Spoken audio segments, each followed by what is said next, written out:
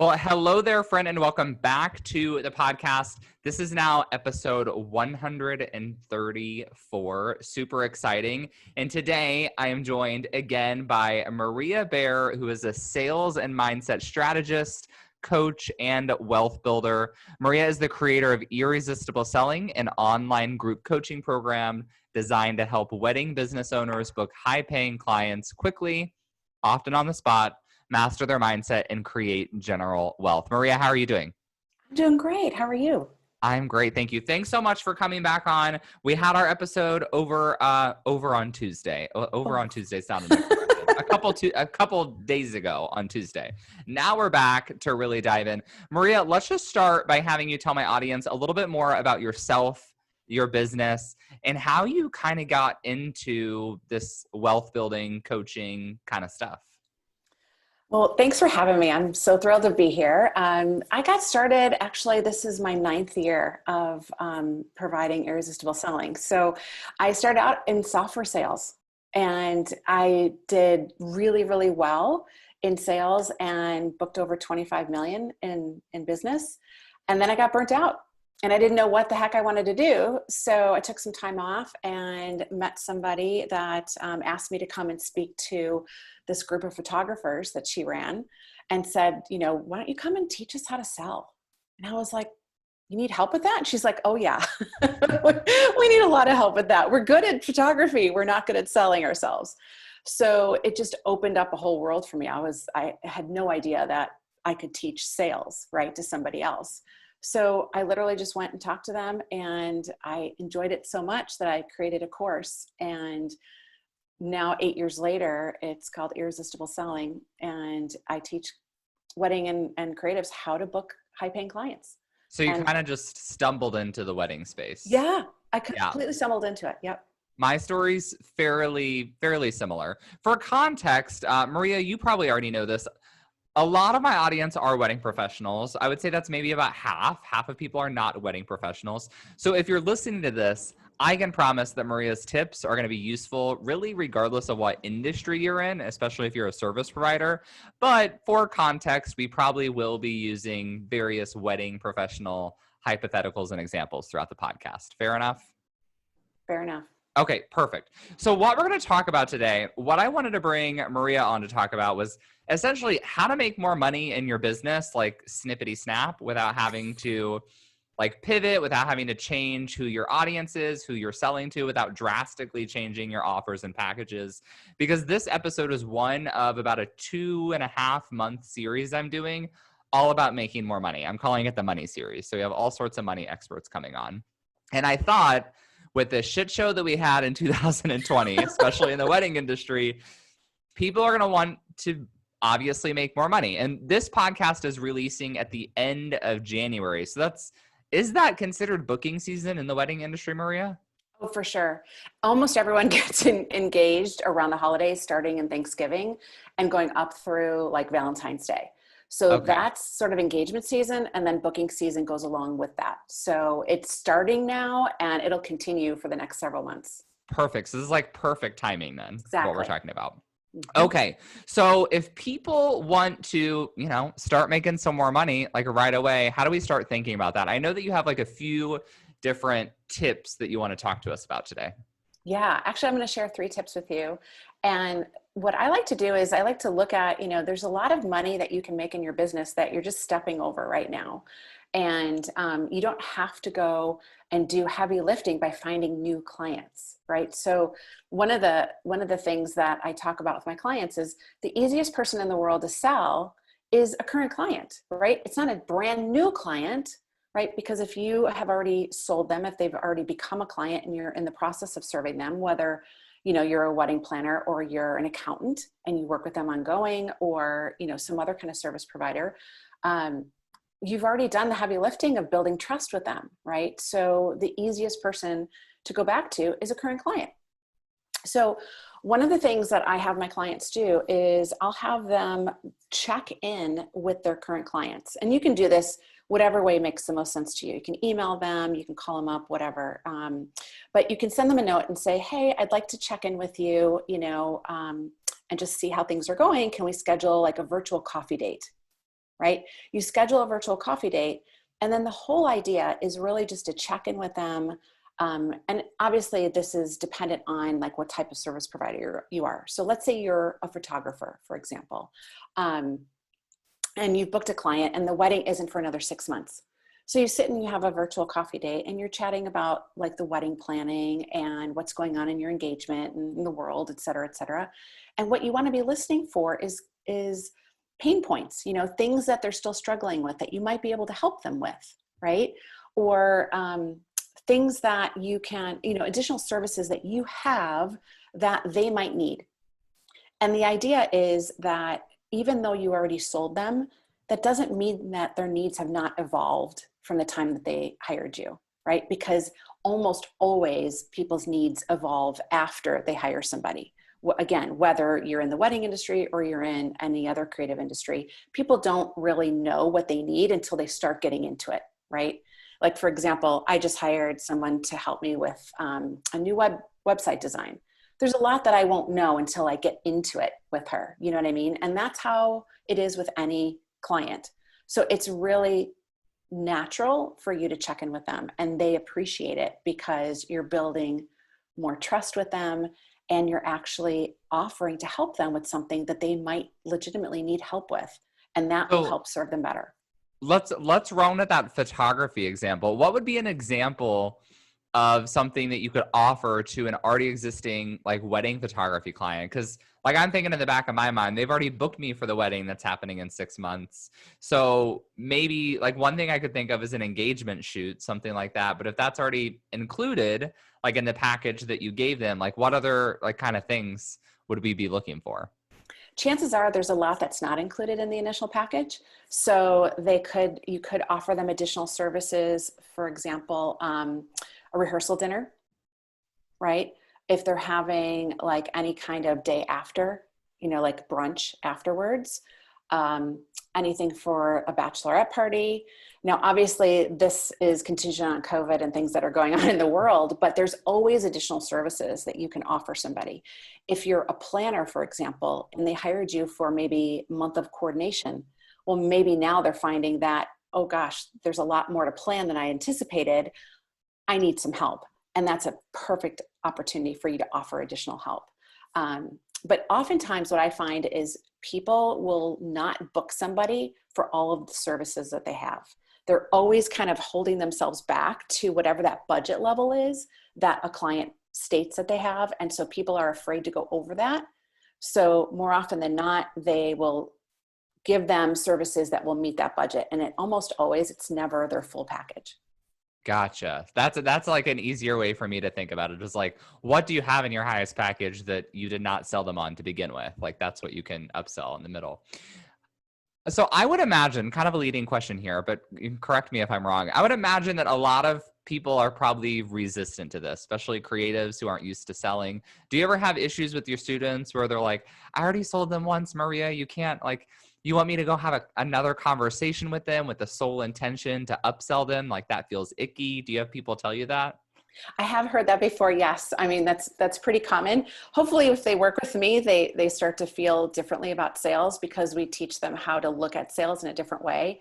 So if you are thinking that you are doing them a disservice by going back to them and asking them for more money, basically, that's not necessarily the place I want you to come from. The place I want you to come from is how can I best serve them, right? Your clients have no idea what they need.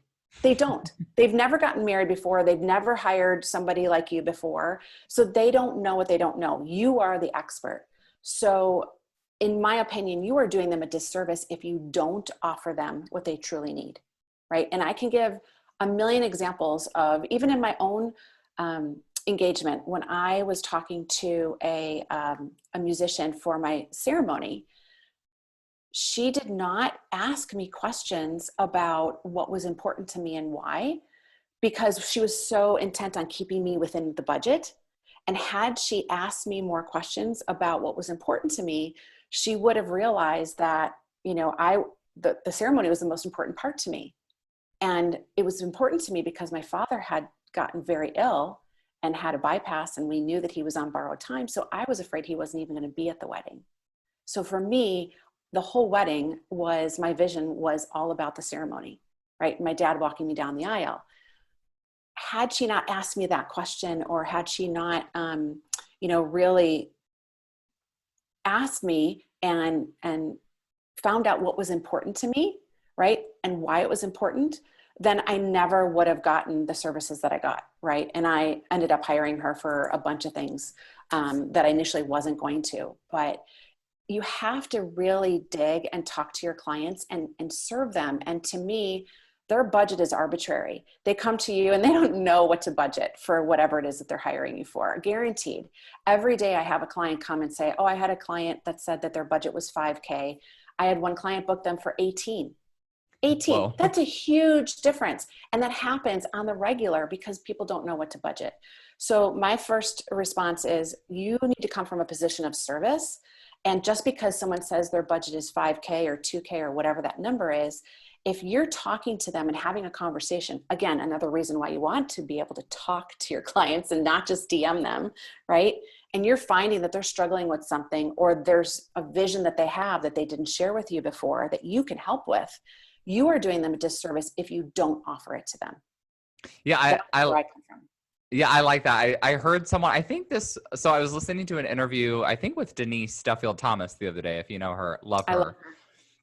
And she said something to the effect of like, never make any assumptions about your own clients' like wallets. Like you're not the one controlling the purse strings. It's your job to make offers. It's their job to decide whether or not they need that offer. So obviously you're going to ask as many questions as you can to make the most applicable offers. But then after that, it's up to them. You're doing them a disservice if you don't give them all the information that they need to make their purchasing decisions. Absolutely. And that's so important for you to remember, because you're underserving them if you're just going with what they think they want. It's right. your job to ask them the right questions and understand what's important. If you don't do that and you don't uncover what's important to them, then you can't serve them at the highest level.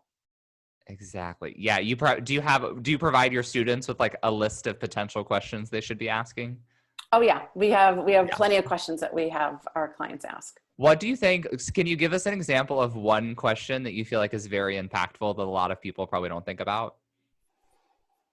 I have them ask questions like, how important is, give me a profession and I'll give you an example. Well, you said you were working with a web designer, so let's run with that example. Yeah. All right. So then one of the questions would be, why do you want to hire a professional web designer instead of, DIYing it yourself? Or why hire me over, somebody on Upwork that could do it for half the price? Okay, I like these role playing exercises. So I'm actually going to give you an answer. So if you ask me that question, I would say, well, I feel like I do a pretty good job myself, but I'm really ready to take my business to the next level, and I want something that's more unique and doesn't look like as templated as my current website. Perfect. And then when I'm going to repeat that back to you, and that's what I'm going to focus on, because now what I just uncovered was what was truly important to you with one question, right? Yeah. And when you repeat that back to your client in their words, they feel like, oh my God, she hears me, right? She's really listening to me.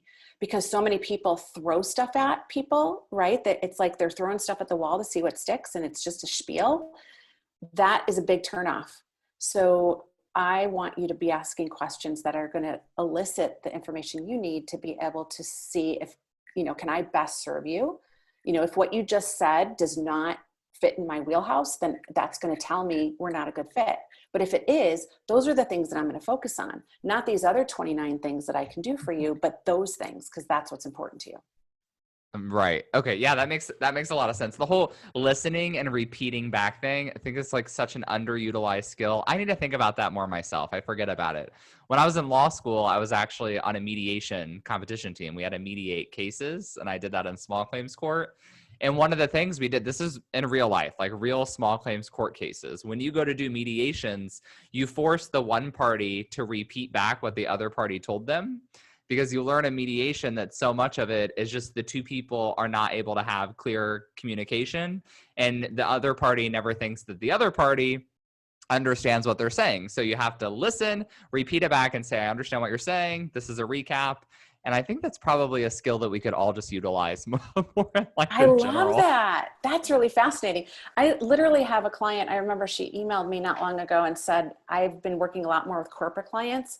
And literally, I just repeat back to them what they tell me, and they just keep booking me. Like, she's like, it's unbelievable. They just feel heard, right? Mhm. Because apparently nobody's doing that.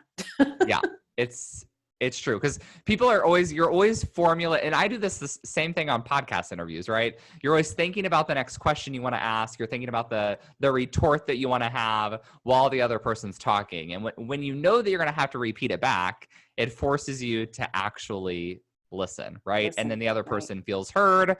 They're like, even if we don't, reach the exact resolution I want, I know that this person hears me, understands me, and respects at least the thoughts that I'm putting out there. So I could see how that's super, super powerful on a sales call for sure. Yeah. And especially asking that type of a question, the purpose of it is to elicit how much you value what I do for a living, right? Because there's a lot of people that will reach out to you and you're just a checkbox item to them. Hmm. I want to help flush that out because there's somebody for every budget, but you want to identify early, you want to qualify early, and you don't want to waste time with people that are not in your budget range. So if there's somebody that's budget shopping, you want to flush that out right now. So that's Yeah. one question that helps them, especially the more just the higher priced you are, right? For the woman that asked you that question earlier, um, she's probably charging high fees for what she does because it's a very boutique service. Well, you want to find out early if that person values photography and values the fine art that you're going to prepare, that you're going to give them, right? And that's important to do that early on. Love it. Yeah, because at the end of the day, you want to know, like, do they actually want me and like my aesthetic, or would they be happy just to pay someone with a disposable camera? Exactly. Okay, Exactly. love it. So that was the first tip, was basically to focus on the clients you already have. What is tip number two? So tip number two would be to go to past clients.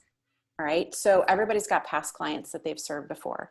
Um, and in this case, what you want to do is you want to look for any kind of repeat business that you can get from them. So with whatever you provided them in the past, what other services do you offer that they could potentially want? It's kind of like going back and asking for a referral, but you're basically making them aware of the different products and services that you might have to offer that never came up or wasn't, an issue back when you served them the first time. So what I like to have my clients do is I have them write a letter, like a physical letter that they mail in the mail, right? Instead of an email, because emails get lost and letters get read, right? Mm. So I have them write an email and I have like verbiage that they use. And it basically is saying something really easy like, hey, so-and-so, I really loved working with you in the past, something specific about working with them. And it occurred to me that I haven't kept you up to date on all of the products and services that I have to offer. I would love an opportunity to work with you again if the need arises, in the near future. Here are some of the things that we offer. And then you list your services. But the key is to list what you do, like the services that you offer, and then the benefits of those, right? Because a lot of times people will focus on just what it is that they offer, and that doesn't really resonate with the client. And so if you talk about it in terms of benefits, right, it helps the client really understand why they should care about those services, right? And then also focus on who what your products will do for them, right? So the benefits of those, and then if they have anybody that they would refer to you, like any friends or colleagues or whatever that would appreciate that as well, you would be honored for any referrals that they have as well. That's awesome. I would have never thought of doing the handwritten note. Mhm. Like, it's been so long since I've written a handwritten note. Like, I don't even know if I would remember how, to be honest. I'm assuming that you probably have your students do this and they get some really cool results from it though. Yeah, I've had people do it both ways, mailing and emailing, whatever is their thing. And I had one person reach out to a potential client, and she added a new revenue stream, just by one reach out to a potential client, or to a past client. And then I had another client book had a client reach or book her highest booking order ever from just reaching out to that client to make them aware. Because what kind of service was that? That was a stationer. Oh, wow. Okay. Yeah. So okay, that one makes a lot of sense because you know, if you're doing like wedding stationery, you can do stationery for like everything else. I think the same thing for photographers. But what do you tell to people who maybe they're wedding planners, they don't do other events? They could ask for referrals, but maybe not an additional event. Or if someone does wedding photography and they're like really adamant that they don't want to get into like family portraits or anything like that. Sure. Well, there's a couple ways to look at that. So first, I would look at it and say, you should be offering additional services if you're not, because you've already done, like we said, you've already done the heavy lifting. You've already created this relationship. And now what's easier for you to go find a brand new client or for you to sell to a past client? So if you are a photographer, for example, a lot of my clients will do, even something simple. If you don't want to get really heavily into family, photos, which a lot of my clients actually end up loving more because they're working weekdays, not weeknights and weekends, right? But if you don't like doing that, then just do like Christmas photos. Like there's ways to do it, in with parameters that you love, right? You don't have to commit to offering a completely different service, for a lengthy period of time. But there's ways that you can have additional business and leverage all that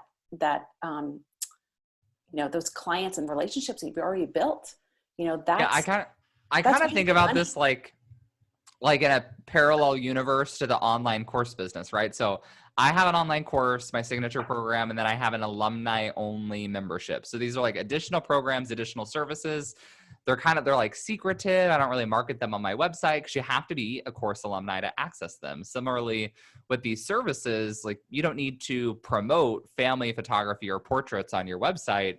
You write that awesome letter and you say, hey, by the way, this is actually something I do. I just don't promote it because it's only available to my previous wedding clients. Right. And in the case, now, since we're living in odd times, I bet you, I'm making a prediction that all the people that have gotten married in 2020 and 2021, there's going to be a good percentage of them that are going to want to do like bigger events later, right? Mm-hmm. Like a 1 year or 2 year anniversary, and like either redo it or do it bigger or something because they had to maybe scale down quite a bit this year. So I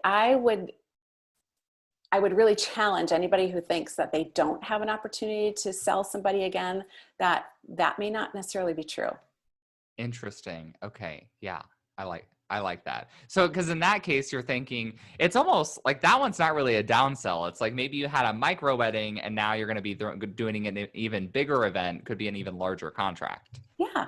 And who knows, there could be a new trend. It could be like your first anniversary, whatever, and they come up with a crazy name for it that it becomes all the rage. But I know that something's going to come out of this, that people are going to want to do additional parties. So that's a perfect opportunity for you to sell an existing client. I feel like I want to start a petition to make it the norm for everyone to elope when you get married because you have like no money, just get like really beautiful photos and flowers, and then do like your big wedding and party on your 10-year anniversary. Because at that point, like you've deserved it. You both are like making an income, right? Exactly. I like that idea. That's perfect. Perfect. Yes, I love it. Maybe my husband and I will do that. We had a very small wedding. I'll propose it to him. Okay. There you go. So tip number 1 was selling to current clients. Tip number 2, selling to past clients. What is tip number 3? So tip number 3 would be for anybody that wants to get referrals. And I have a girlfriend that is like a master at this, and she's a realtor. And she literally will just send, she like divides her list up into like A, B, and C. And like so her email list? Mm-hmm. And her past clients and people in her network. And she will send an email and a piece in the mail, like physical mail, to like the A list, right? Every month.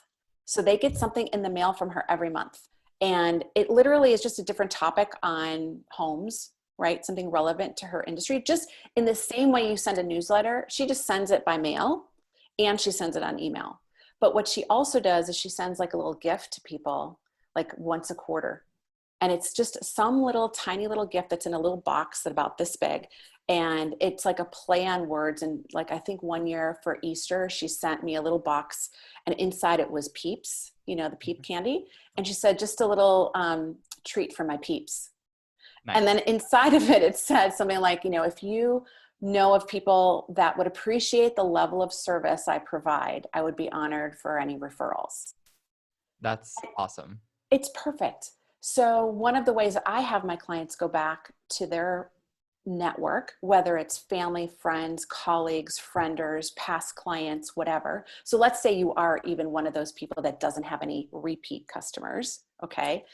You can go back to all of the same people and send a very similar email or letter that we just talked about in tip number 2, but instead you're just talking about referrals instead of maybe you would want these additional services. You're just saying it in the reference of if you have any colleagues, friends, family members, you know, et cetera. And in the case of, let's say, weddings, if you know of anyone getting engaged this, you know, holiday season, I would love any referrals that you might have. Yeah, I think it's probably super smart to send them something close to the holidays because everyone's going to know someone that's getting engaged. Exactly. I also love the realtor example because I think that proves that if a realtor can get referrals, any of us can, because everyone knows like 10 realtors. This was a conversation I was having with a friend the other day, and she was like, oh, I always thought about like maybe taking the real estate exam. And she was in the wedding industry. And she was like, I feel like my market is saturated. And I did a double take. And I said, okay, if you were to have brunch with your best friend this weekend and your best friend told you that they were getting married, how many people would your best friend know, like off the top of their head, that would be your competition for that job? And she said, no one. And I was like, what if she told you that she was going to buy a house? And she was like, oh, there'd probably be about 10 people. Exactly. Point taken. Yeah. So I feel like referrals in the wedding industry is probably huge. Like obviously at this point, I know a lot of wedding photographers, but before I was working in this industry, I maybe knew like a couple, but not super close. So I feel like especially sending those mailers and stuff would be very, very smart. Yeah. And to your point earlier, if people in your network in your audience are accountants or, you know, tax people, send it around the new year, like before tax season comes around. Like, don't stress out during tax season, like hire us. So there's timing for every industry. It's just thinking it through. And half of sales is showing up. It's being there and making people aware of who you are. How many times have you heard someone say, do you know anybody that does X? And you don't think of anybody at the top of your head. And then a month later, you're like, oh my God, I know this person. Like, it's like your best friend. And you just didn't think about it because you're just not thinking that way because they're just not top of mind. So if you are sending something to your network on the regular, just same concept as social media. Like, you want to be out there. You want people to keep seeing your name because that repetition helps build that memory. You want them to see you and you want them to think of you when those situations arise. You want them to say, oh, hire Maria. If you need help with sales, hire Maria. You need help with tax, call Braden. That's one of my favorite things is when people tell me, they're like, man, I feel like I see you everywhere. I'm like, perfect. That's the exact goal. Exactly. Like you can't escape me. If you're not seeing me at least once a week on some social channel, I'm not doing my job. So, yeah, I think the nice thing is, especially once you already have clients, you basically have an invitation to talk to them, follow up with them. And, you know, unless they've made it very obviously clear that they don't want to work with you anymore. Exactly. Send them something nice. I mean, maybe if they filed a small claim suit, you don't send them any follow-up. No, you might want to take them off. Yeah. But if you think about it, like, again, the place you come from matters. So in the case, like we were talking earlier, that, you know, if you go back to somebody, you're not doing something bad by trying to sell them more. You're trying to serve them better and find an opportunity to see if you can serve them better. In the same way, I would love it if the people I've done business with in the past would remember me and send me like a Christmas card or a letter now and then. So often I've spent lots of money on people and then I've fallen off the earth to them and I've never heard from them again. And that makes me feel like I was just a number to them. Mm-hmm. So I think it's also a way just to deepen your relationships with people. And in an industry where, like, I get most of my clients from referrals. So I naturally teach people ways to build their business that will drive referrals down the road. So How about like going back to point number 2 and looking at past clients? Like, what if you're like a copywriter or a web designer and you just send someone a simple message like, hey, I've been watching all the stuff you got going on, and I noticed you have this new offering out. Like, if you want to get that, I noticed you haven't really updated that on your website. If you want to get that included, write some web copy on it, like, let me know. absolutely. Why wouldn't you? I have my assistant will constantly say to me, do you need help with that? Like, when she sees me struggling with something that I didn't specifically ask her for, she's like, I can do that for you. And sometimes it just never occurs to me. And other times I think maybe she's busy or whatever, but you need to ask. If you don't ask, if you don't ask, the answer is no. Nice. You have a very awesome assistant. She is great. She sounds great. Yeah, for that kind of thing, I would think one thing people could think about then is just making sure that they're following their past clients, even just on social media, right? What I notice is sometimes I'll go like 3 months without seeing any content from someone, and I'll think, oh man, I haven't seen any Maria's posts in a long time. So I'll go over to their profile, like a couple things, comment on something, so then it re-triggers the algorithm, and then they're like pop Exactly. back up in my feed. What I would probably do is have like a list of past clients and just go like comment on a post from them like every few months. And then you see what they have going on. It's going to be a lot easier to stay in touch with them in the future. That's perfect. I love that. Yeah, I like this. I mean, you can tell I'm an external processor, so I like come up with all sorts of brainstorming ideas once I get chatting on here. Okay, so we went through our 3 tips. Any other final things that you want to share with the audience before we wrap this thing up? Sure. If any of this resonated with you, I have a free challenge that you can sign up for. And we give you sample scripts and examples. So if you need the actual verbiage for it, you can sign up for the challenge. And if one of your professions isn't in there, or you've got a specific example, email or DM us, and we'll be happy to give you some examples and ways that you can do it. Or if you're looking for like alternate revenue streams or offers that you can provide to past clients, we can brainstorm with you. Love it. Did you give the link to the challenge? No, I'll text it to you so you can put it in the show notes. Okay, perfect. We will put that in the show notes. I'll make sure that it's in there. One thing I always ask my guests before we leave, I always tell everyone, I have a free Facebook group. It's called Braden's Besties. I invite all of my listeners to come and join. We ask questions, we do free Q&As, all this kind of stuff. If anyone wants to become Maria's bestie as well, what's the best way to do that? Where should they go find you? They can find me. We have a Facebook group called Learn, Collaborate, Flourish, and we teach you all things sales and mindset in that group. Beautiful. So we will also put that in the show notes. Everything's in the show notes, everyone. All right, Maria. Well, thank you so much for coming on the podcast and sharing all of your wisdom and expertise. Much appreciated. Thank you so much, Braden. Love to be here.